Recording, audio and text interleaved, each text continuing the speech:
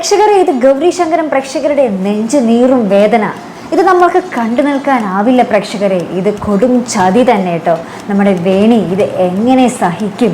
അതേ പ്രേക്ഷകരെ, നമ്മുടെ മഹാദേവൻ ആ ഒരു സത്യങ്ങൾ അറിയുകയാണ്. നമ്മുടെ വേണി പ്രഗ്നൻ്റ് അല്ല എന്നുള്ളൊരു കാര്യം നമ്മുടെ ശങ്കർ വഴി അറിയുകയാണ്. ശേഷം നമ്മുടെ മഹാദേവൻ നമ്മുടെ ശ്യാം സാറിൻ്റെ വീട്ടിൽ വരികയും നമ്മുടെ ആദർശിൻ്റെ ആ ഒരു വീൽ ചെയറിൻ്റെ ഒറ്റ ചവിട്ട് കൊടുക്കുമ്പോൾ നമ്മുടെ ആദർശ് ഒരു മുറിയിൽ പോയി തെറിച്ച്, വീൽ ചെയർ വേറെ ആദർശ് വേറെയായിട്ട് തെറിച്ച് വീഴുന്നുണ്ട് കേട്ടോ.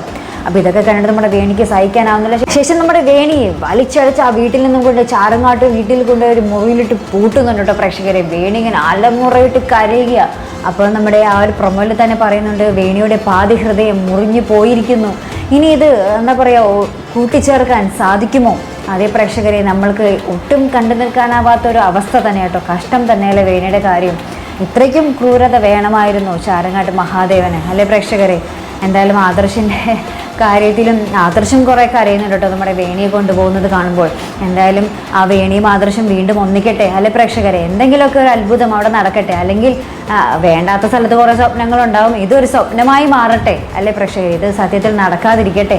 എന്തായാലും കാത്തിരുന്ന് കാണാം. അപ്പോൾ ഇതുപോലുള്ള പ്രൊമോ റിവ്യൂസിനും എപ്പിസോഡ് റിവ്യൂസിനും ഒക്കെ നിങ്ങൾ മറക്കാതെ ചാനൽ സബ്സ്ക്രൈബ് ചെയ്യുക. അടുത്തൊരു വീഡിയോ വരുന്നത് വരയ്ക്കും ഗുഡ് ബൈ.